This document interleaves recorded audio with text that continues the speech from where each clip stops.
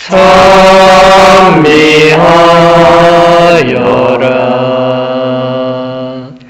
거룩한 주 이름 찬미하여라.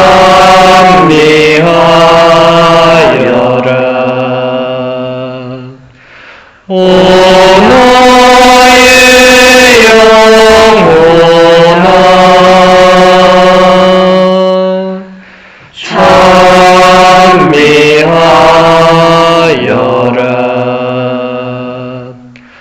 거룩한 주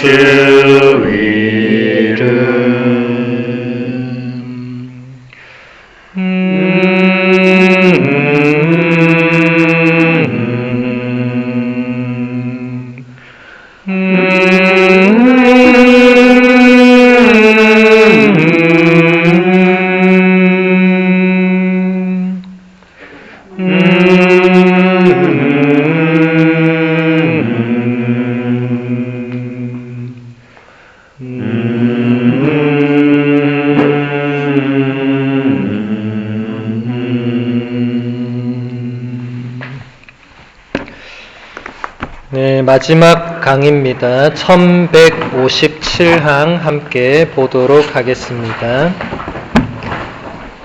성당에 울려 퍼지는 찬미가와 송가와 감미로운 노래들을 듣고 얼마나 눈물을 흘렸는지 모릅니다. 얼마나 큰 감동을 받았는지요. 그 노래들은 제 귀로 흘러들어 제 가슴에 진리를 퍼뜨렸습니다. 저는 신심의 약동으로 고양되었으며 뺨 위로 눈물이 흘러내렸습니다. 그 눈물은 유익한 눈물이었습니다. 아우구스티노 성인의 고백록 한 구절을 그대로 인용하고 있습니다. 이런 게 베네딕토 교황님의 이 손길의 흔적을 볼 수 있는 거거든요. 베네딕토 교황님은 아우구스티노를 전공하신 분이에요. 아우구스티노 성인이 어떤 분인지를 가장 잘 아셨던 전문가시죠. 그러니까 이 가톨릭 교회 교리서에 교리에 개인의 고백이 들어가 있는 거예요. 그러니까 이게 개인의 고백이 아니고 이게 우리 모든 가톨릭 교회 신자의 고백이라는 거죠. 이렇게 되어야 된다는 거죠. 아마 여러분들도 이런 체험을 하신 적이 있을 거예요. 뭐 없으시다면 뭐 앞으로 할 기회가 있을 수 있을 거고, 그래도 없으시다면 이제 하늘 나라 갔을 때 천상 군대가 합창하는 거 듣게 되실 건데, 저는 이런 체험이 많지만 한 가지 정도만 나누어 드리면, 제가 이제 신학교 입학을 통보받고 이제 하느님의 은총으로 제가 신학교 입학을 허가를 받고, 전 떨어졌으면 신학교 안 갔을 거예요. 신부 안 됐을 거예요. 허가를 받고 처음으로 사제 서품 미사를 가봤어요. 아마 여러분 중에는 평생 안 가본 분도 아직 계실 거고, 뭐 벌써 몇 번씩 가신 분 계실 건데, 우리 부산교구 주교자 남천성당이라고 있어요. 엄청 커요. 그 처음 지을 때는 아시아에서 그게 제일 큰 성당이었어요. 지금은 뭐 분당 성묘한 성당, 대구 범어 대성당, 너무 큰 성당이 많아서 남천은 명함도 못 내밀지만, 그래도 남천이 2,500명에서 3,000명이 들어가는, 사제 서품 때는 항상 꽉 차고 다 서 있고 난리도 아니거든요. 그때 최소 3,000명 이상의 신자가 거기 있었는데, 제가 이제 신입생이니까, 신입생들은 뭐 하냐면 그 안내 같은 거 해요. 맨 쫄따구잖아요. 그러니까 가운데서 뭐 안내하고. 근데 제가 참 지금 생각해도 신기한 게, 제가 남천 성당 그 성전의 정중앙에 안내요원으로 이렇게 받은 거예요. 그 우연이 아니거든요. 왜냐하면 어떤 애는 저 입구에, 어떤 애는 보이지도 않는 곳에 이렇게 배치를 받는데, 저는 희한하게 정중앙에 딱, 그래서 이 사제단 행렬이 들어오는 그 통로에 거기에 서 있었어요. 저는 좀 지금 생각해보면 그것도 참 우연이 아닌 것 같아요. 그래서 제가 미사 시작 전부터 이제 남천성당 십자가가 또 어마무시하게 크거든요. 진짜 커요. 정말 그냥 한 벽면에 십자가밖에 없어요. 압도예요, 압도. 근데 그 십자가하고 제가 이렇게 마주 서 있게 된 거예요. 저는 안내도 잊어버리고 십자가 앞에서 계속 이렇게 그 너무 큰 십자가를 태어나서 처음 본 거예요. 우리 성당 십자가는 뭐 커봤자 요만한데 너무 큰 십자가 앞에서 와 진짜 예수님이 저렇게 큰 분이었구나. 그러면서 이제 시작 성가를 딱 시작하자마자 저는 파이프 오르간 소리도 그때 처음 들었거든요. 남천 성당이 물론 진짜 파이프는 쓰지 않지만은 그 공간이 어마무시하게 크고 신자가 3,000명이나 모였기 때문에 일단 그 소리가 저를 압도하는 거예요. 그때 시작 성가가 가톨릭 성가 1번이었거든요. 나는 믿나이다. 그리고 반주가 탁 나오면서 이제 행렬이 시작되는데 이제 제가 행렬부터는 이제 안내 요원으로 이거 같이 봐야 되니까 제 인생에 처음으로 그런 장엄 행렬을 또 본 거예요. 이렇게 저 뒤에서 남천성당이 엄청 길어요. 저 뒤에서 이제 십자가가 이렇게 걸어오는 거예요. 이렇게 십자가가 걸어오고 향을 든 복사와 초복사와 이제 사제단이 그때는 뭐 지금처럼 많지는 않았지만 그래도 최소 한 200은 됐을 것 같아요. 제가 정확하게 안 세봤는데 200명의 사제가 계속 입당을 하는 거예요. 계속 끝도 없이 사제단이 행렬을 하고 그러면서 이제 성가대와 3,000명의 신자가 나는 믿나이다 노래하는 거예요. 저는 진짜 그때 정말 그런 체험을 제가 해본 적이 그때 제가 나이도 20살밖에 안 됐으니까 이게 도대체 이게 무엇인 천상의 소리구나 이게 진짜 그 3,000명이 노래하는 걸 여러분 생각해 보세요. 그것도 열린 공간도 아니고 이 성전 안에서 노래를 하면 이게 다 들릴 수밖에 없어요. 그냥 압도당해 압도. 그 자리에 있으면 사람이 압도돼요 그냥. 예. 그렇게 해서 그 성가를 들을 때 제가 느꼈던 마음이 아우구스티노 성인이 지금 여기 그대로 묘사를 하는 거예요. 이분도 그 밀라노 대성당에서 이런 걸 느꼈으니까 얼마나 큰 성당에서 얼마나 많은 신자들이 그 노래를 불렀겠어요. 여기 중간에 보시면 그 노래들은 제 귀로 흘러들어 제 가슴에 진리를 퍼뜨렸습니다. 굉장히 아름다운 표현이죠. 근데 제가 그때 진짜 이런 걸 느꼈거든요. 나는 믿나이다 진실하온 주님 말씀이 한 구절 한 구절이 제 가슴 속에 막 이래 들어오는 거예요. 이게 성세 때 드린 맹세 충실하게 지키리다. 주께서 나를 택하여 교회로 부르시오니 진심 감사하나이다. 이게 그냥 한 단어 한 구절이 그냥 들어와서 막 박히는 거예요. 가슴 속에. 그때 제가 사제가 되기로 결심을 한 것 같아요. 사실 신학교 입학 수능 치고 이럴 때는 뭐 아무 사실 뭐 잘 모르고 별로 감각도 없고 생각도 없었는데 그 노래를 들으면서 정말 주님께서 나를 교회로 불러주셨구나. 너무 감사하구나.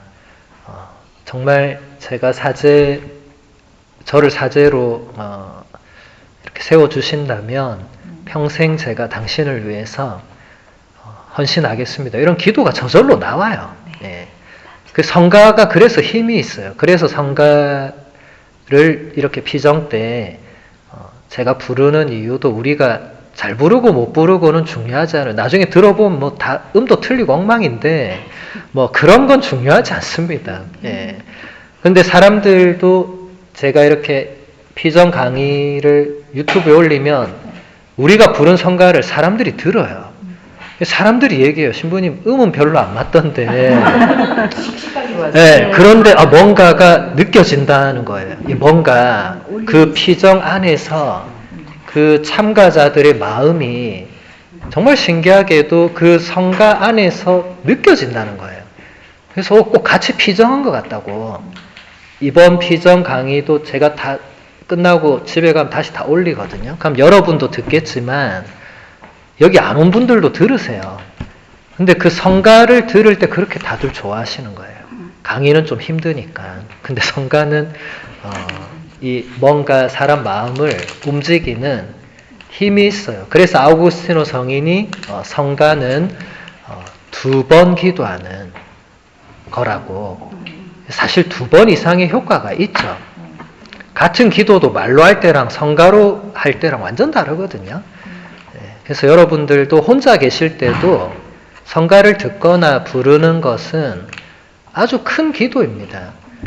제가 로마에서 유학할 때 힘든 시간을 버텨냈던 것도 성가를 듣고 성가를 혼자 부르고 했던 그게 큰 도움이 됐어요. 큰 힘이 됐고 큰 도움이 됐어요.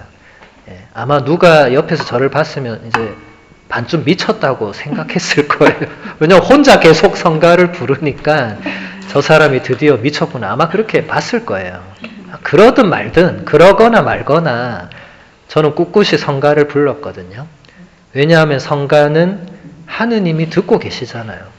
그러니까 옆에서 너 미쳤구나 하든 말든 나는 하느님이 중요하니까 근데 그게 나중에 돌아보니까 그게 정말 저를 버티게 해줬던 큰 힘이 됐고 그래서 여러분들 성가로 기도하는 것은 아주 좋은 것이고 잘 부르고 못 부르고 음치박치는 전혀 중요하지 않습니다. 하느님은 그걸 따지지 않으시고 하느님은 우리 마음을 들으시는 분이기 때문에 성가를 부를 때 마음을 담는 게 중요합니다. 그냥 입으로 흥얼거리는 것은 가요들을 그렇게 하는 거고 성가는 그렇게 하면 안 되고 한 소절을 불러도 마음을 담아야 됩니다.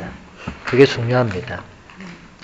1160방 볼게요. 그리스도교의 성화상은 성경이 언어로 전하는 복음의 메시지를 형상으로 옮깁니다.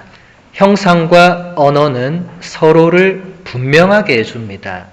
신앙을 간결하게 고백하기 위해서 우리는 글이나 글 아닌 것으로 변함없이 전해진 교회의 모든 전통을 보존한다. 그 전통 중에 하나가 복음 선포와 부합되는 그림으로 표현하는 전통이다. 말씀이신 하느님께서 외형적으로가 아니라 참으로 사람이 되셨다는 사실을 믿는 우리가 보기에 이러한 그림들은 유용하고 유익한 것이다. 서로를 밝혀주는 형상과 언어는 의심할 여지 없이 서로 그 의미를 반영하고 있기 때문이다. 787년에 열린 제2차 니케아 공의회의 교령, 즉 결정문입니다.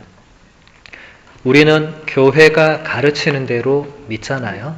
그러니까 교회의 가르침 이대로 믿는 겁니다. 자, 여러분, 하느님께서 당신 말씀을 인간에게 전하는데 전능하신 하느님이 꼭 언어로만 전해야 된다는 법이 있습니까? 없습니까? 없죠. 하느님은 우리가 교리서 앞부분에서도 배웠지만 아우구스티노 성인이 그랬잖아요. 이 삼라만상에게 물어보라고. 그러면은 이 삼라만상이 대답할 거라고. 우리의 아름다움을 보라고. 우리의 아름다움은 우리 스스로 만들어낸 것이 아니라고. 이 아름다움을 만들어내신 분의 아름다움을 생각해 보라고. 그렇게 꽃들이 말할 거라고. 저 하늘의 별들이 말할 거라고. 그러니까 하느님께서는 인간의 언어로만 당신을 전하는 그런 분이 아니죠. 언어 아닌 모든 것은 하느님을 전하는 도구로 사용될 수 있습니다. 그것을 787년에 제2차 니케아 공의회에서 그렇게 결정하고 선언한 겁니다. 하느님은 언어 안에 갇혀 계신 분이 아니다. 8만 대장경처럼 저 해인사에 울타리로 닫혀서 그 자물쇠 해가지고 전 해인사 몇 번 가서 봤지만 이게 무슨 의미가 있나 전 그 생각부터 들었거든요. 만질 수가 있어야지. 뭘 펴서 볼 수가 있어야지. 뭐 거기 스님들이야 보시겠지만 우리는 가서 그냥 이래 보는 거예요. 8만 개구나. 아유 대단하구나. 그게 무슨 의미가 있어요. 그게 9만 개든 90만 개든 무슨 의미가 있어요. 안에 걸 볼 수가 있어야지. 그건 의미가 없는 겁니다. 그렇다고 제가 지금 8만 대장경의 그 고귀한 가치를 제가 무시하거나 폄훼하거나 그게 아니고 만약에 하느님의 말씀을 우리가 그런 식으로 했다면 그게 무슨 의미가 있겠냐는 거죠. 그리고 여러분 그 787년 그 이전, 뭐 787년도 마찬가지고 그때까지 글자가 사람들에게 보편화되어 있지 않았어요. 대부분 사람들은 글자를 몰랐습니다. 뭐 오늘날에도 글자를 모르시는 분이 계실 수 있지만 오늘날은 이제 대부분 정식 학교 교육을 받고 또 이렇게 활자가 보급돼 있으니까 우리는 구텐베르크 이후의 시대를 살고 있잖아요. 근데 구텐베르크 이전의 시대만 해도 책이 이렇게 우리 각자에게 보급돼 있지도 않았고 글자를 집에서 책을 본다는 것은 거의 보통 사람들은 불가능한 일이었죠. 그러니까 하느님의 말씀이 전달될 수 있는 길이 글로는 이게 오히려 그게 좋은 수단이 아니었던 겁니다. 그러니까 자연스럽게 그림이나, 왜냐하면 글자를 모르는 사람이 훨씬 많았기 때문에 그림으로 표현된 게 많았어요. 그래서 여러분들 유럽에 성지순례 가서 오래된 그 성당들 가보면 그 아름다운 성화들이 많잖아요. 가장 많은 성화가 가브리엘 천사가 성모님에게 예수님의 잉태를 알리는 그 수태고지, 그 그림이 가장 많잖아요. 가장. 어딜 가도 있어요. 그 그림은. 왜냐하면 그 그림이 결정적이거든요. 그 그림으로 예수님의 성탄이 이제 시작이 되고 그 그림을 사람들에게 말을 해야 예수님에 대해서 말을 할 수가 있죠. 그 그림 없이 다른 그림부터는 설명이 안 돼요. 왜냐하면 예수님의 탄생부터 사람들에게 잉태부터 말을 해야 되거든요. 그냥 부활하신 예수님부터 그려놓으면 누구예요? 이렇게 할 거 아니에요, 사람들이. 그럼 저분은 하느님의 아들이신데 저분이 성모님을 이렇게 결국은 그 수태고지 그림이 있어야 돼요. 그래서 여러분들이 전 세계 어느 큰 대성당 가도 수태고지 그림은 반드시 어딘가 있어요. 반드시. 네. 그럼 사람들이 글자를 몰라도 그 그림을 보면 그 루카복음서 1장을 자연스럽게 떠올리게 되는 거죠. 그래서 제2차 니케아 공의회가, 이게 왜 제2차냐면 제1차 니케아 공의회가 있었죠. 여러분 잘 아시죠? 325년에 열렸죠. 거기서 누가 단죄됐죠? 아리우스가 단죄됐죠. 아리우스가 거기서 파문이 됩니다. 아리우스의 파문의 가장 결정적인 역할을 하신 분이 아타나시오 성인이었죠. 놀랍게도 그때 그분은 부제님이었어요. 그런데도 그분도 시대적인 천재적인 기질이 있던 분이셨죠. 그래서 그 공의회를 성공적으로 이끄셨죠. 지난 세기에 열렸던 제2차 바티칸 공의회도 마찬가지죠.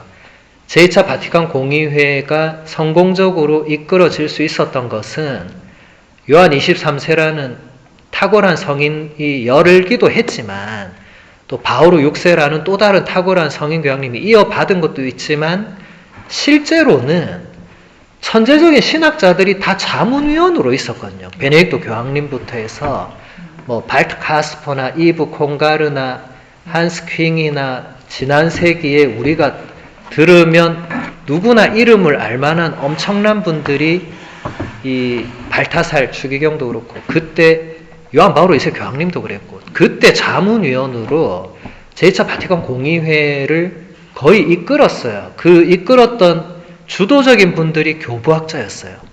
왜냐하면 제가 어제도 말씀드렸지만 제2차 바티칸 공의회의 모토가 ad fontes, 원천들로 돌아가자. 바꿔 말하면 교부들로 돌아가자. 그러니까 전 세계의 교부학자들은 당연히 다 참여했죠. 그리고 교부학자 아닌 뭐 교의신학자, 윤리신학자 물론 많이 참여했는데 그분들이 실제로 밑그림을 다 그립니다. 결정은 주교님들이 하지만 그러니까 아타나시오 성인도 이때 다른 주교님 비서로 따라 가방 못지하러 간 거예요. 근데 실제로는 자문위원격을, 왜냐하면 그때는 1차잖아요. 세계 최초로 공의회가 열렸잖아요. 그러니까 지금 제2차 바티칸 공의회처럼 그렇게 자문위원 이런 거 없을 때인데 그런 역할을 하신 거죠. 그리고 훗날 주교가 되고 성인이 되시죠. 제2차 바티칸 공의회에서 자문위원 했던 분들이 훗날 다 거의 대부분 주교가 되고 추기경이 되고 몇 분은 교황이 되셨죠. 그리고 이미 성인이 되신 분도 있고 굉장히 중요한 의미가 있죠. 그래서 우리는 성화상을 인정합니다. 그래서 여러분들이 어디를 가도 이렇게 그림이나 조각이나 판화나 어떤 뭘 써도 가톨릭 교회는 인정합니다. 그걸 통해서 하느님의 말씀과 하느님의 존재가 신자들에게 전달될 수 있다고 가르쳐 준 거죠. 1161항이 그걸 또 이어서 잘 설명합니다. 계속 제2차 니케아 공의회의 그 교령을 그대로 인용합니다.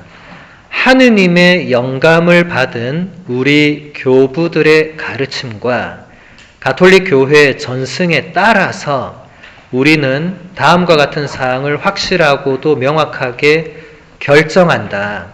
교회의 전승은 바로 교회 안에 계시는 성령의 전승이라고 우리는 믿는다.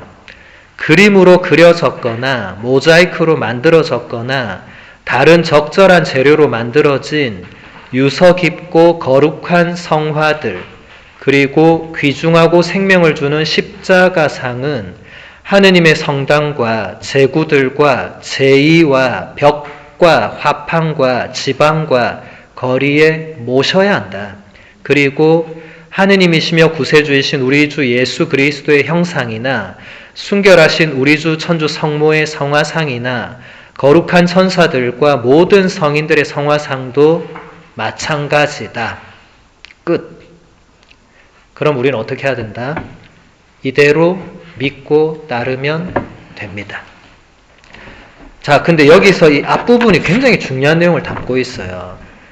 하느님의 영감을 받은 교부들의 가르침. 교부들 개인의 가르침이라고 하지 않잖아요. 교부들은 하느님의 영의 감도를 받았다. 이거 어디서 들은 거예요? 성경은 성령의 감도로 쓰여졌다고 했잖아요. 그런데 여기 보시면 교부들의 가르침도 성령의 감도를 받은 거라고. 물론 성경과 교부들의 작품이 똑같지 않습니다. 우리는 이미 성경이 73권으로 정해진 걸 알고 있잖아요. 똑같지 않지만 똑같은 성령께서 감도를 주셨다는 거예요. 그러니까 우리가 성경과 성전을 계시의 동등한 원천으로 이렇게 받아들이는 거죠. 그렇게 해서 가톨릭 교회의 전승이 생겨났는데 그 다음 또 중요한 말을 이 니케아 공의회가 하고 있습니다. 교회의 전승은 교회 안에 계시는 성령의 전승이다. 이런 것을 모르니까 성경만으로 구원받네 뭐 이렇게 하는 거예요. 이미 787년에 교회가 결정한 거예요. 교회 안에 계속 이어져 온 이 모든 전승들은 이게 인간적으로 이렇게 할 수 있는 게 아니다. 이것은 성령께서 하시는 거다. 그럼 끝난 거죠. 거기에 대해서 무슨 다른 어떤 말을 하겠어요. 교회가 그렇게 결정했으면 끝난 겁니다. 그래서 그 뒤에 나오는 내용들은 이제 세부적인 건데 그냥 그건 그대로 따르면 됩니다. 그래서 좀 무지한 개신교 신자들이 제가 분명히 말했어요. 무지한 개신교 신자가 모든 개신교 신자를 말하지 않습니다. 개신교 신자 중에 훌륭하고 똑똑한 분들 많습니다. 무지한 개신교 신자들이 너네는 왜 우상을 숭배하냐 라고 할 때 가톨릭 교회 교리서 1161항을 그대로 카톡으로 보내주고 너는 이거 읽고 요대로 우리는 믿는다. 이건 우상 숭배가 아닙니다. 여기 적혀 있잖아요. 이건 우상 숭배가 아니고 이것을 통해서 우리가 이 하느님을 더 흠숭할 수 있고 저기 십자고상이 있고 저기 성모상이 있는데 저 십자가 상 자체가 예수라고 우리는 가르치지 않아요. 저 십자가 상을 통해서 저 십자가를 보면서 우리가 예수님을 자연스럽게 일단 떠올립니다. 그리고 예수님과 대화를 나누죠. 물론 십자가 없어도 예수님과 대화를 나눌 수 있습니다. 그런데 여러분이 살다가 열심히 일하다가 딱 십자가를 보는 순간 잠깐 멈추게 될 수밖에 없죠. 신자라면. 비신자들은 십자가를 보든 말든 관심이 없겠지만 신자라면 길을 가다가도 어느 성당 십자가를 보면 잠시 예수님 이렇게 하는 거죠. 그러니까 구분을 하셔야 돼요. 교리서가 그 부분도 잘 설명하고 있습니다. 토마스 아퀴나스 성인도 인용하고 프란치스코 성인도 인용하면서 또 앞선 공의회 결정문들을 인용하면서 성화상은 그 자체가 흠숭의 대상이 아니라고 분명하게 규정을 하고 있고 신자들은 그런 오해를 해서는 안 된다고도 말하고 있고 해서 여러분들이 집에 있는 성화와 십자가 이런 것들 다 우상숭배가 아닙니다. 대단히 무지한 사람들이 그걸 우상숭배라고 규정하고 공격하는 거예요. 근데 우리는 이미 다른 규정이 교리서에 있기 때문에 제가 여러분들 강의할 때 자주 얘기하지만 같이 쓸데없이 논쟁하지 말고 교리서 몇 항을 주고 나서 네가 이대로 믿든지 아니면 나하고 단절해라. 둘 중에 하나를 선택해라. 네가 나하고 아무리 친한 친구든 말든 나 그거 중요하지 않고 이대로 믿든지 단절하든지 둘 중에 하나다. 그거밖에 없다. 예, 제3의 길은 없다. 화해하고 타협하고 양보하고 우린 그런 거 없다. 예, 없습니다. 하는 순간 교회는 분열됩니다. 그래서 여러분들 친구 따라 강남 가고 그거는 친구가 좋을 때 하는 얘기지 그 친구가 나와 신앙이 다르다면은 제가 지금 여러분 친구 중에 불교 신자와 단절해라 이렇게 말하지 않습니다. 예, 무교인 신자와 관계를 끊어라 그게 아니고 나의 이 신앙의 이 교리를 믿는 데 있어서 다르게 다가와서 야 그거 아닐 수도 있지 않니? 이렇게 오는 거는 그거는 좋은 친구가 아니다. 그리고 그 친구는 친구가 아닙니다. 그 친구는 이제 그 친구 입장에서 보면 이제 그 친구가 믿는 신앙으로 나를 데리고 가고 싶겠죠. 그런데 정통 신앙을 믿고 있는 우리로서는 그런 친구는 멀리 해야 된다는 거예요. 그렇다고 해서 여러분 오늘부터 휴대폰 보면서 친구 검열을 하지는 마시고 그렇게 하지는 마시고 혹시 누군가가 그렇게 할 때는 단호하게 우리는 가톨릭 교리서 몇 항에 근거해서 이렇게 믿는다. 끝. 하고 알려주면 됩니다. 그 다음 1166항 주님의 날, 주님께서 부활하신 날, 그리스도인들의 날이 바로 우리의 날입니다. 이 때문에 이 날을 주일이라고 부르는 것입니다. 이 날 주님께서 승리하셔서 성부께 오르셨기 때문입니다. 이방인들은 이 날을 태양의 날 일요일이라고 부르는데 우리도 기꺼이 이 날을 태양의 날이라고 고백합니다. 오늘 세상의 빛이 떠올랐고 오늘 우리를 치유하는 빛을 비추는 정의의 태양이 나타났기 때문입니다. 예로니모 성인의 부활주일에 관한 강해를 그대로 또 직접 인용을 하고 있죠. 네. 여러분 주일을 일요일이라고 말하는 신자는 이방인입니다. 여기서 말하고 있잖아요. 이방인들은 이 날을 일요일이라고 부른다. 우리는 주일이라고 부른다. 아직도 많은 신자들이 주일이라고 안 하고 일요일 하잖아요. 이방인에 가까운 신자입니다. 모르는 거예요. 주일이 무슨 날인지 모르는 거예요. 그러니까 이 가톨릭 교회 교리서 1166항을 한 번도 들어본 적이 없는 거예요. 들었으면 그렇게 말 안 합니다. 왜냐하면 그 의미를 알면 이제 주일이라고 하지 그거를 일요일이라고 하지 않아요. 그래서 원래는 그날이 일요일이었어요. 왜냐하면 예로니모 성인은 4세기 인물이에요. 4세기까지는 사람들이 그냥 일요일 한 거예요. 그러니까 예로니모 성인이 그거 듣다가 신자들한테 강론을 이제 한 거예요. 이게 일요일이라고 우리가 부르는데 그게 아니고 우리에게는 주일이다. 그리고 굳이 이걸 일요일이라고 만약에 여러분들이 말한다면 이제 우리에게는 어떤 의미가 있느냐?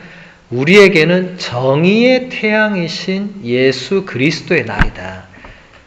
여러분 이거 성물도 찬미가에도 있고 성가에도 있습니다. 정의의 태양이신 예수 그리스도여 하는 거. 예. 그래서 여러분 성물도 제가 아까도 말했지만 성물도의 그 내용은 다 교부들에게서 온 것입니다. 특히 성물도 그 찬미가들 그런 거 다 암브로시오 성인이나 예로니모 성인 이런 분들의 찬미가들, 에프렘 성인 이런 분들 찬미가들을 거의 대부분 가져오거든요. 그래서 여러분들이 성물도를 바치면 교부들을 자연스럽게 접하게 됩니다. 알든 모르든. 그리고 독서기도 하는 분들은 이미 아시겠지만 독서기도는 반드시 교부의 작품을 읽게 되어 있습니다. 1독서는 성경에서, 2독서는 성전에서 읽게 되어 있습니다. 그래서 성물도는 훨씬 더 우리 교회의 이 전통을 잘 보여줍니다. 미사보다. 왜냐하면 미사는 한 번밖에 안 하잖아요. 그리고 미사 때는 교부들 작품을 봉독하지 않습니다. 미사 때는 무조건 성경에서 봉독을 하죠. 그런데 성물도는 교부들의 작품에서 독서를 발췌해서 읽습니다.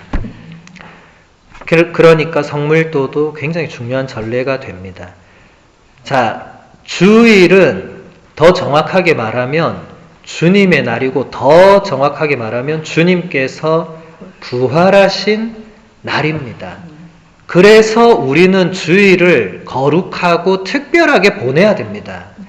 많은 신자들이 이런 걸 배우지 않았기 때문에 주일 미사를 가느냐 안 가느냐 빼먹느냐 안 빼먹느냐 이것만 관심이 있어요. 왜냐하면 빼먹으면 다음 주에 고해성사 봐야 되니까 이거를 또 어떻게 하면 안 볼까. 모든 게 이렇게 초점이 흘러가고 있습니다. 베네딕토 교황님이 그런 현실을 너무 안타까워했거든요. 사람들이 주일의 의미를 모르는 거예요. 신자들이. 그래서 주일 미사를 자꾸 토요일 특전으로 그쪽으로 가가지고 나 주일 하루 놀아야지. 베네딕토 교황님 그거 굉장히 좀 안 좋게 말씀하셨어요. 토요일부터 물론 주일이 시작됩니다. 제가 아까 얘기했잖아요. 주일 제1 저녁 기도부터 그러니까 토요일 그 저녁부터 주일이 시작이 되는 건 맞는데 많은 사람들이 그 의미도 모르고 그냥 토요일 특전 미사 혹은 토요일 저녁 미사 참여하고 주일날 놀러 가가지고 주일 하루 종일 놀고 오는 거예요. 물론 그걸 이해 못하는 건 아니니까 베네딕토 교황님이 더 세게는 말씀 안 하셨지만 주일은 그런 날이 아니라고. 주일은 여러분들 물론 평일에 고생하는 거 아는데 고생했다고 해서 나 주일은 무조건 놀아야 돼. 그거 아니라고. 비신자는 당연히 그러겠지만 신자는 놀아도 주님과 함께 쉬어도 말씀과 함께. 네. 지금 여러분이 웃는다는 건 여러분이 그렇게 안 하고 있다는 표시입니다. 하고 있는 분들은 그렇게 웃지 않아요. 말없이 미소를 지으려. 나는 이미 하고 있는데 신부님 좀 아시네 이렇게 말없이 미소를 짓고 안 하던 분들은 그냥 헛웃음이 나오는 거죠. 그거 어떻게 하는 거지? 이렇게 되는 거죠. 네. 이건 안타까운 일입니다. 왜냐하면 저도 주일에 뭐 하자면 신자들 엄청 반발하거든요. 골프 쳐야지 뭐 해야지 할 거 천진데 주일에 감히 성당에서 4시간을 뺏는단 말이야. 이런 논리로 나오잖아요. 이게 말이 안 돼. 비신자는 그렇게 해도 됩니다. 그러면 양보해야죠. 당연히 아유 그래 즐기세요. 근데 신자들은 주님께서 부활하신 날을 그 주님의 부활에 맞춰서 보내자 하는데 거기서 성질 내면 이게 신자예요, 비신자예요? 그러니까 이건 여러분도 한번 가슴에 손을 얹고 잘 생각해 보세요. 신부님이 주일에 하루 종일 성당에서 성체조배하자 하면 성질 낼 것인가 순명할 것인가. 아마 대부분 성질 낼 겁니다. 저 신부님 오늘 왜 저러지? 이렇게 나오겠죠. 네. 그렇죠. 네. 그러겠죠, 그죠? 그게 우리의 현실입니다. 그래서 근데 예로니모 성인 시대에도 비슷했던 것 같아요. 그러니까 성인이 이런 강론을 하지 않았겠어요? 네. 그래서 여러분들은 주의를 특별하게 보내야 됩니다. 그래서 교리서가 지금 1166항, 67항, 68항도 계속 이 설명이고 제가 가져온 건 69항인데 1169항 계속 그 설명을 하는 거예요. 부활절은 단순히 여러 축일들 중에 하나가 아니라 마치 성체 성사가 성사 중에 성사인 것처럼 축일 중에 축일, 대축일 중에 대축일입니다. 아타나시오 성인은 동방교회가 성주간을 대주간이라고 부르듯이 이 날을 대주일이라고 부릅니다. 그리스도께서 죽음을 처 이기신 부활의 신비는 모든 것이 그분께 굴복할 때까지 그 힘찬 능력으로 우리의 낡은 시대를 새롭게 합니다. 여기도 지금 굉장히 많은 가르침이 담겨 있죠. 성체 성사는 성사 중의 성사입니다. 이게 뭘 말하는 거예요? 성사 중의 으뜸은 성체 성사입니다. 그래서 여러분 신부님들이 매일 미사를 권장하는 거예요. 여러분을 괴롭히려고 그렇게 하는 게 아닙니다. 제가 혼자 미사에서 외로워서 여러분 보고 오라고 하는 게 아니에요. 성사 중에 성사니까. 요한 바오로 2세 교황님이 교회는 성체 성사로 산다고 규정했으니까 교회가 누굽니까? 우리잖아요. 우리는 짜장면 먹고 사는 게 아니에요. 여러분 파스타로 사는 거 아닙니다. 물론 제가 파스타지만은 우리는 근본적으로 성체 성사로 삽니다. 그래서 우리가 날마다 바치는 주님의 기도에서 저희에게 일용할 양식을 주시고 할 때 많은 교부들이 일용할 양식을 성체로 해석했어요. 성체로. 요한 바오로스 교황님이 그걸 잘 알고 계셨습니다. 그래서 교회는 성체 성사로 산다고 말씀하신 거죠. 비록 여러분이 사제나 수도자가 아니라도 여러분도 교회입니다. 교회는 사제 수도자만 있는 게 아니에요. 평신도가 없이 사제 수도자가 어떻게 나옵니까? 평신도 중에 사제가 나오고 평신도 중에 수도자가 나는 거지. 사제 수도자가 하늘에서 뚝 떨어집니까? 아니에요. 평신도 없는 교회는 그 의미가 없는 겁니다.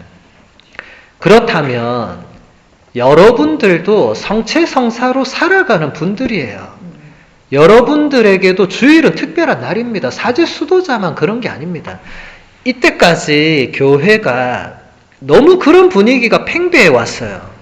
그래서 사제 수도자만 그렇게 살고 신자들은 그냥 그렇게 안 살아도 되는 것 같은 분위기가 너무 우리 안에 만연해 있습니다. 저는 그 굉장히 잘못됐다고 생각합니다. 베네딕토 교황님도 그 부분을 굉장히 많이 비판적으로 말씀하셨고, 그 이전에 요한 바오로 2세 교황님은 아예 평신도 그리스도인이라는 아예 문헌을 공식적으로 발표하시면서 우리 지나오면서 지금 평신도 그리스도인 몇 번 봤어요. 교리서에 상당히 많이 인용돼 있어요. 평신도란 번역도 매우 잘못된 번역입니다. 이게 그냥 평자가 들어가는 바람에 여러분들이 우리는 그냥 사제도 아니고 수도자도 아니고 이 평신도란 번역을 바꿔야 돼요.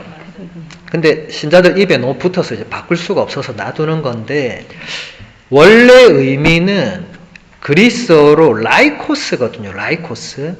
그리스어 라이코스는 라틴어로 뽀플루스, 영어로 피플입니다. 그러니까 이것은 원래 의미는 백성이에요. 백성. 원래 의미는 하느님의 백성이에요. 하느님의 백성이 교회입니다. 제2차 바티칸 공의회는 교회를 세 가지로 규정했거든요. 하느님의 백성 1번, 그리스도의 몸 2번, 성령의 궁전 3번. 하느님의 백성인 교회.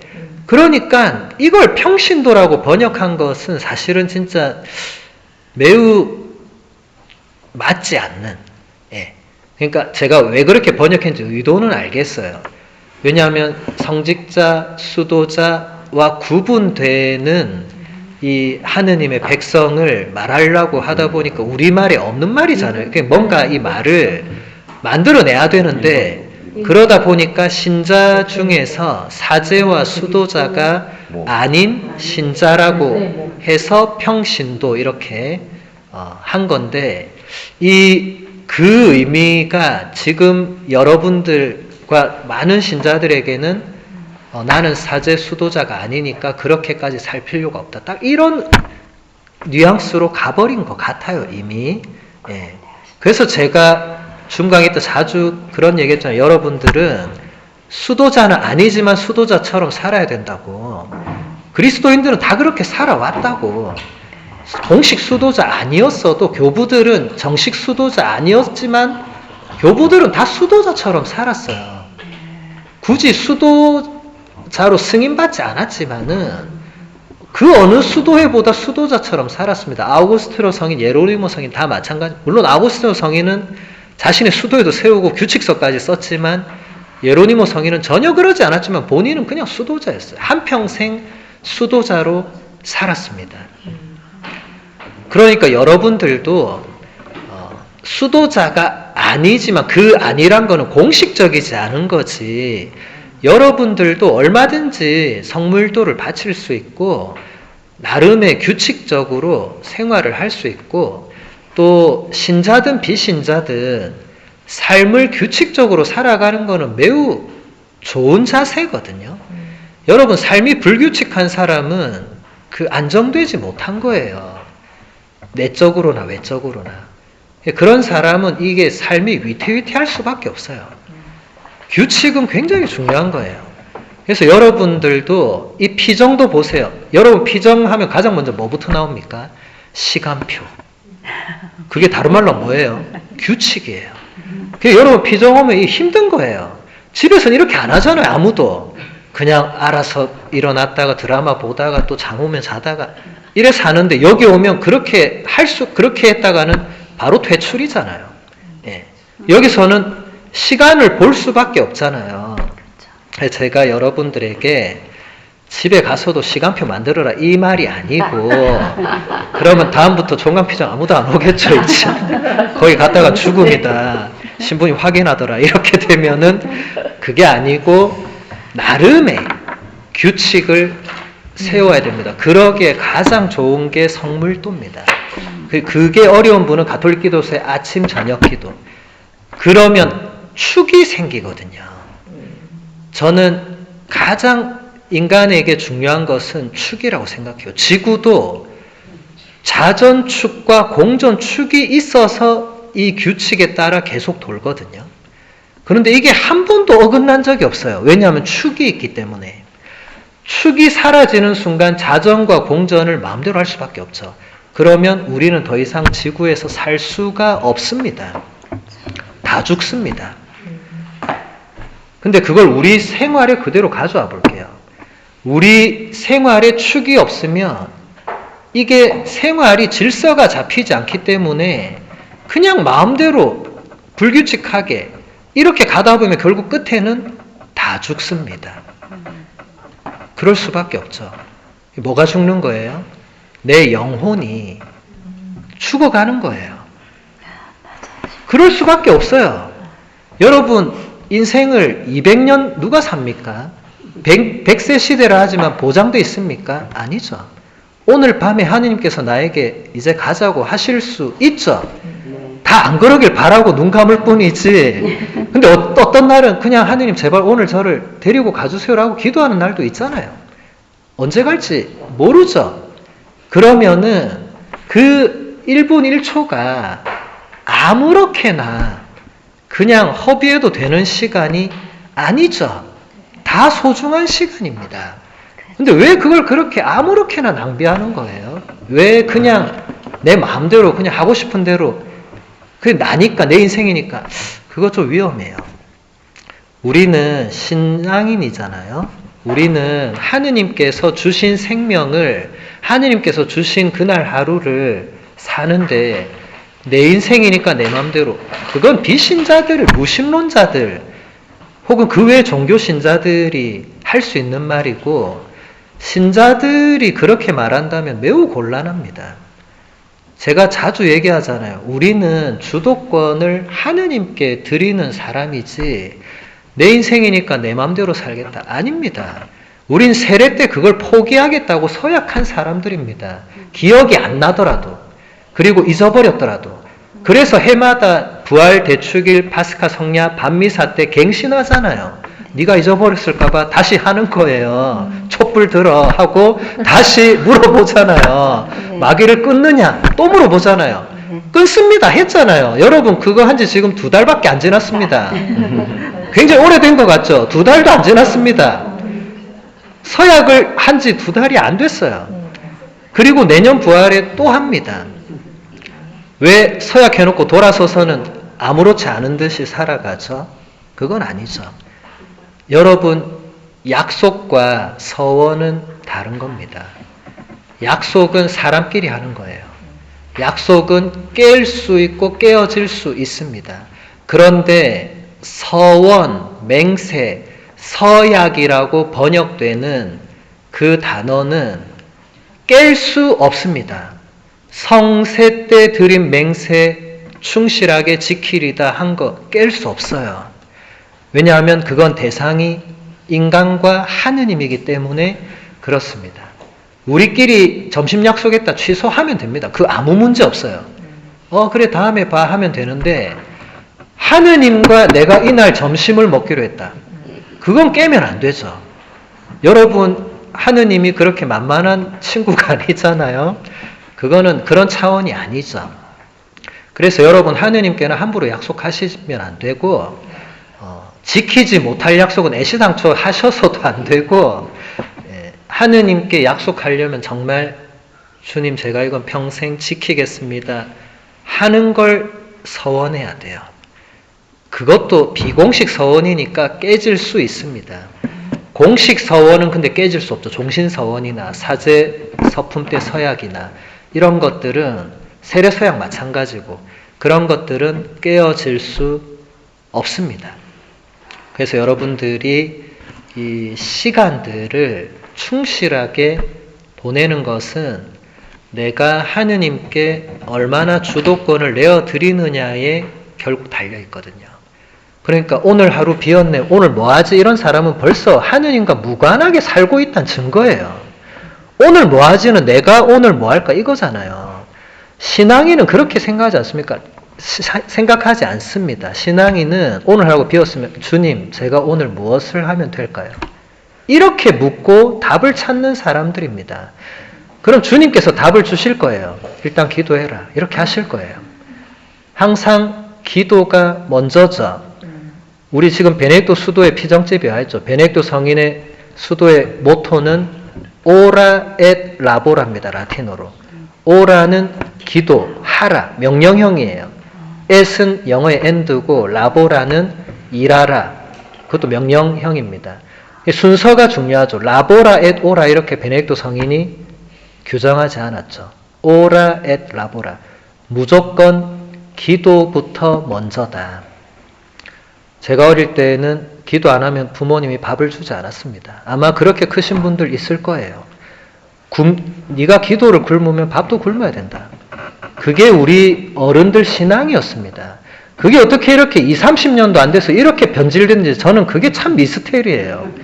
어떻게 그렇게 빨리 변질이 됐는지, 왜 밥이 기도보다 중요해졌는지 저는 잘 모르겠어요. 무엇이 우리를 그렇게 바꿔놨는지 저는 모르겠어요. 우리 모든 우리 피정시간표만 해도 보세요. 밥 시간 전에 반드시 기도가 있습니다. 기도 안 하면 밥을 못 먹는다는 그게 그 안에 담겨 있는 거잖아요. 여러분 이런 시간표를 제가 그냥 짜는 게 아니에요. 저도 10년 동안 신학교 생활을 했고 그리고 수많은 수도원들에서 피정을 같이 했고 그래서 이런 일과가 가장 하느님의 일을 하기에 적합하다. 하느님께서 원하시는 대부분 수도원 신학교 가면 우리 일과표에서 조금 더 일찍 일어나고 조금 더 일찍 잡니다. 대부분 이 시간표대로 가게 돼 있습니다. 아침에 일어나서 가장 먼저 기도하고 그리고 가장 먼저 미사를 드리는데 우리는 이제 미사 때 조금 특별한 것들이 있으니까 미사를 뒤로 미룬 거죠. 근데 어쨌든 그런 식으로 하루 일과를 이렇게 짭니다. 지금 우리 피정이 이게 거의 신학교 시간표, 제가 신학교에서 그 살았던 그대로 거기에 넣은 거예요. 신학교가 이렇게 해요. 아침에 일어나서 성전에 모여서 기도하고 묵상하고 미사하고 아침 먹고 그 다음에 강의 들어가고 쉬는 시간에 강의 나눔을 하겠죠. 그리고 강의 끝나면 낮 기도하고 점심 먹고 오후에 조금 쉬다가 산책 좀 하고 다시 또 오후 강의 또 듣습니다. 그것도 쉬는 시간 있고 그럼 좀 있으면 저녁이 되죠. 저녁 기도 전에 성체조배하고 저녁 기도하고 저녁을 먹습니다. 저녁 먹고 나서 묵주기도 하고 그 다음 끝기도 하고 그 다음 영적 독사하고 그 다음에 이제 개인 공부를 합니다. 그리고 마지막에 잠듭니다. 그게 하루 끝이에요. 되게 간단하죠. 예. 하느님과 사시는 예, 이 생활을 10년을 하면 사제 서품을 받습니다. 하루 종일 하느님과 예. 사시는 삶. 암브로시오 성인은 8일 만에 주교가 됐는데 아우구스티노 성인도 이런 거 하나도 없이 사제품 받았는데 우리는 이런 거 10년 동안 해서도 떨어뜨리면 못 받거든요. 예. 우리는 그 10년 동안 15번, 16번 심사를 받습니다. 이 사람이 사제가 될 수 있나 없나. 16번 심사를 통과해서 사제가 되는 거예요. 하나라도 떨어지면 끝입니다. 짐 싸고 집에 갑니다. 절반 이상이 그렇게 떨어지죠, 중간에. 왜냐하면 16번 심사하는데 그걸 어떻게 통과해요? 한 명의 교수 신부님만 딴지 걸어도 통과가 안 되는데 그걸 기적적으로 뚫고 신부가 된 거죠.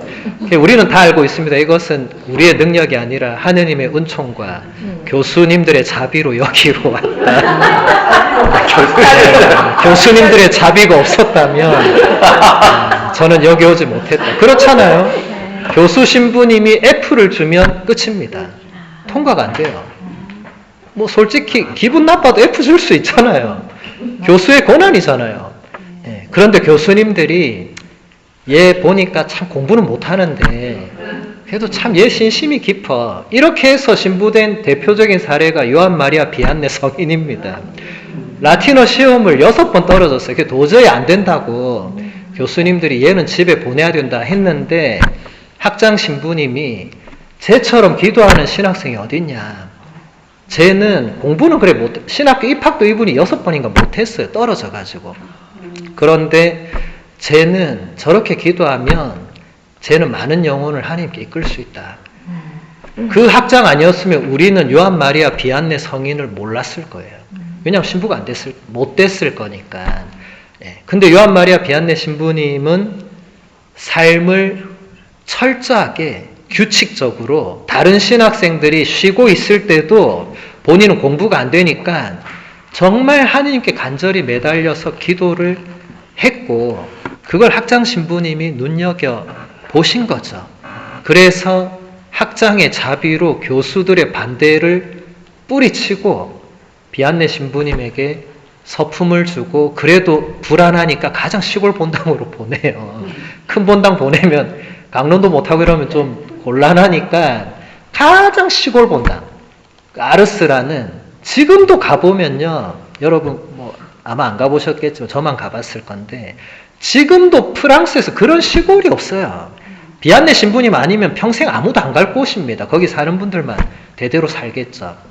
근데 그런 곳에 비안네 신부님이 가셔서 물론 초반 몇 년에는 저처럼 그냥 사슴들과 대화하고 이렇게 하셨죠. 아무도 안 오니까. 근데 그분은 그 대신에 하루 종일 기도하신 거예요. 하루 종일. 그러니까 사람들이 그냥 지나가다 성당에 신부님 뭐 하나 이렇게 들어와 봤는데 신부님이 감실 앞에 무릎 꿇고 기도하고 있는 거예요. 가서 얘기한 거예요. 우리 신부님 감실 앞에 무릎 꿇고 기도하고 있더라. 이제 사람들이 듣죠. 그래도 처음엔 아무도 안 옵니다. 그러다가 이제 비안네 신부님이 그 지역 전체에서 열린 어떤 큰 행사에서 고해성사를 주게 되면서 그 고해성사가 입소문을 타게 돼요.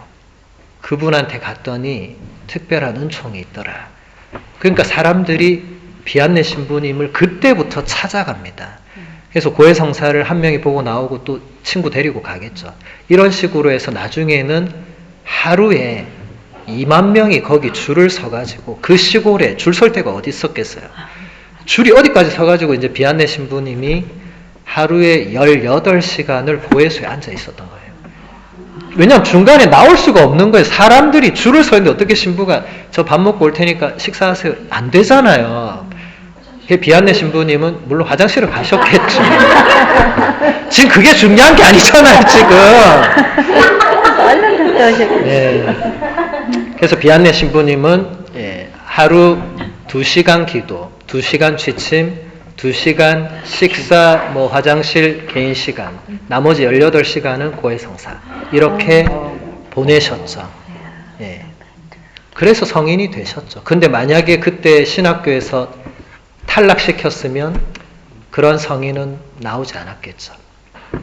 그래서 여러분들 규칙적으로 이 삶을 살아가는 거 굉장히 중요하고, 이거는 일단 신자 아니어도 규칙적인 생활을 하는 사람들이 인생을 의미 있고 보람차게 살아갑니다.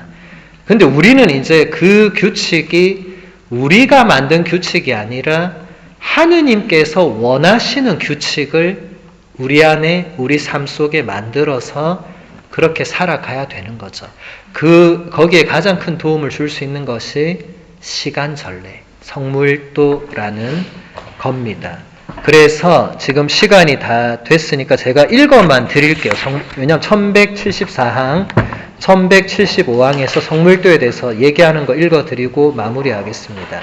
1174항, 우리가 성찬례에서 특히 주일 집회에서 거행하는 그리스도의 신비인 강생과 파스카의 신비는 시간전례, 곧 성물도의 거행을 통하여 매일의 시간에 스며들어 그 시간을 변화시킵니다. 끊임없이 기도하라고 하는 사도의 권고에 따라 충실하게 거행하는 이 성물도는 낮과 밤의 모든 흐름이 하느님 찬미를 통하여 성화되도록 이루어져 있습니다. 이것은 교회의 공적 기도인데, 이로써 신자들은 세례받은 사람들의 왕다운 사제직을 수행합니다. 1175항, 시간전례는 하느님 백성 전체의 기도가 되어야만 합니다. 이 전례에서 그리스도께서는 친히 당신의 사제 임무를 바로 당신 교회를 통하여 수행하십니다. 모든 신자는 교회 안에서 저마다 자신의 고유한 위치와 생활의 처지에 따라 여기에 참여합니다.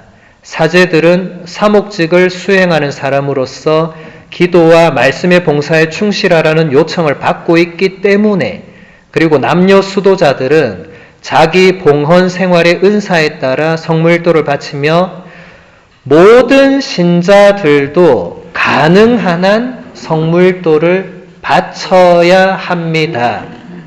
영혼의 목자들은 주일과 대축일에 주요 시간경, 특히 저녁 기도를 성당에서 합동으로 바치도록 배려해야 합니다. 또한 평신도들도 사제들과 함께 또는 자기들끼리 모여서, 그것도 아니면 각기 혼자서 성물도를 바치도록 권장합니다. 여러분도 배제되어 있지 않습니다. 여기 중간에 보면 가능한 한 성물도를 바쳐야 된다. 여러분, 가능하다는 걸 여러분 마음대로 해석하면 안 됩니다. 처음부터 나는 불가능하다, 이렇게 지금 벌써 깔고 있는 분들은 안 됩니다. 가능한 한은 최대한 가능하게 하라는 거지, 신부님 저는요 시간이 없고요, 그거 안 됩니다. 가능하도록 만들어야 됩니다. 여러분 죽을 때까지 성물도 바칠 수 있으면 바쳐야 됩니다. 여러분 아직 눈으로 뭔가 볼 수 있고, 만약에 안 보이면 듣는 성물도도 있습니다. 앱으로 듣더라도 그 시간에 알람을 맞춰서라도 그 시간 전례에 참여할 수 있습니다. 그리고 교회는 적극적으로 권장하고 있습니다. 의무는 아니지만 의무가 아니라고 해서 안 해도 된다 이거 아닌 거예요. 여러분도 가능한 한 하셔야 되고 제가 아까 어떻게 해야 되는지 아까 친절히 다 설명해 드렸기 때문에 이 피정 이후부터 곧바로 하실 수 있습니다. 앱을 까는데 1분도 안 걸립니다. 앱은 공짜입니다. 그래서 그렇게 네, 감사합니다. 기도하시면 되겠습니다. 강의는